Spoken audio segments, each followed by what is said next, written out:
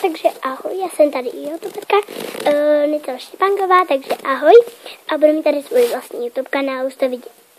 Možná budete vidět ještě jedno video, který bylo úplně první a omlouvám se za ten konec, ale to jsem se prostě musela jít koupat ale jsem tam prostě filmovala a tohle teď tady pouští mamka na tabletu a teda omlouvám se, opravdu se omlouvám a tohle je moje postava z hlavního kanálu. Takže ahoj.